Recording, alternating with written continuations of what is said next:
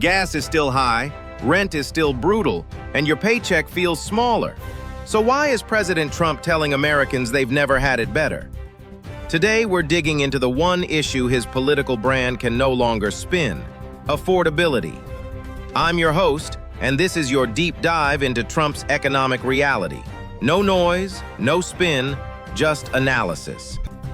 10 months into his second term, Donald Trump has tried to crown himself the affordability president.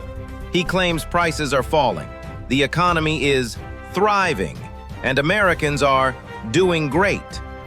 But outside the White House talking points, voters are sending a very different message. Let's start with the basics. Inflation has cooled from its peak, but hasn't vanished. Official data shows prices still rising at roughly 3% year over year. Not hyperinflation, but still painfully high after the jumps since 2021. At the same time, consumer sentiment has slipped back toward historic lows. Households are telling pollsters what they already feel at the grocery store, the daycare center, the pharmacy, and the gas pump. Life remains unaffordable. That's where Trump's rhetoric collides with lived reality. He has claimed drug prices are falling by 1,500%, predicted gas will somehow drop to $2 a gallon, floated $2,000 refund checks funded by tariffs, and even dangled a future with no income tax. These are not serious policy blueprints.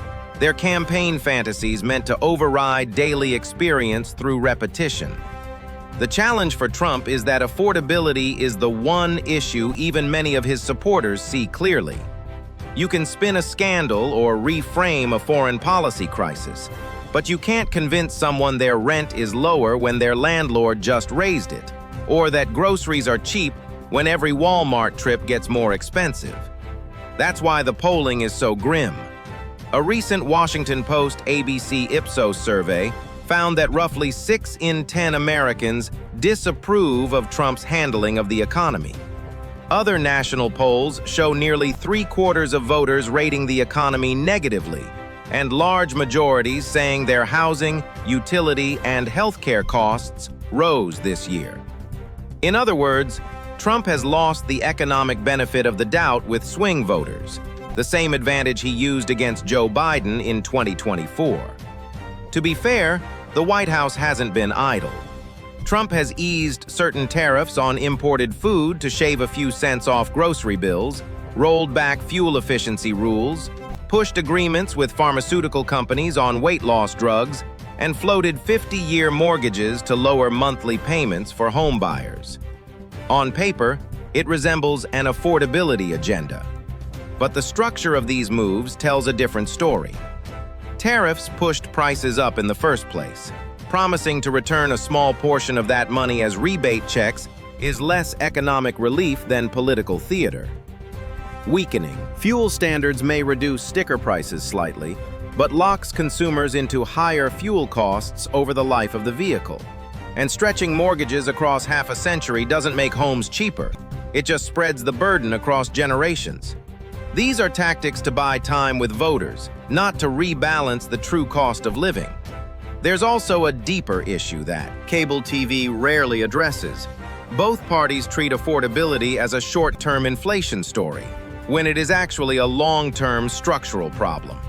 For decades, the pillars of American life, housing, healthcare, higher education, and childcare, have grown more expensive than wages. Presidents can tweak tax credits or pressure the Federal Reserve, but none of that changes the reality that a young family can do everything right and still feel one emergency away from disaster. Trump now faces the same trap he once sprung on Biden.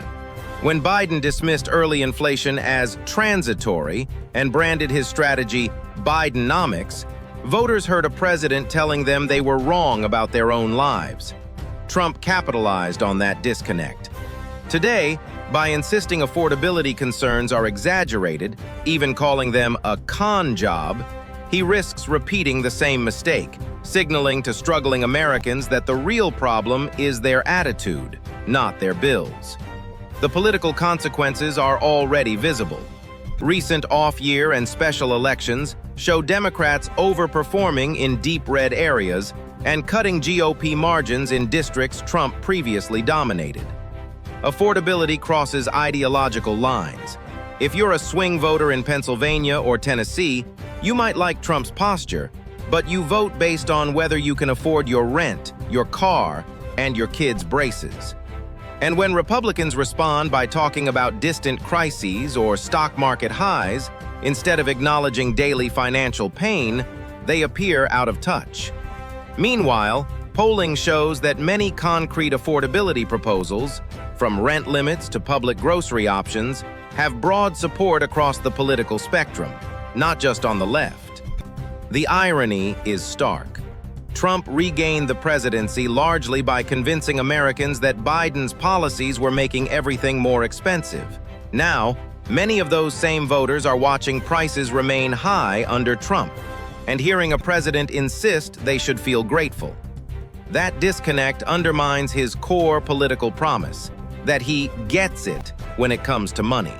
So the question isn't whether Trump can win another news cycle by promising miracle price cuts. It's whether any leader in Washington is ready to move beyond slogans and confront the deep cost structures suffocating the American middle class. Concentrated corporate power, financialized housing, predatory medical billing, and a political system hooked on short-term sugar highs instead of long-term reform. As affordability becomes the defining fault line of American politics, one truth is becoming unavoidable. Voters aren't grading on vibes anymore. They're grading on invoices.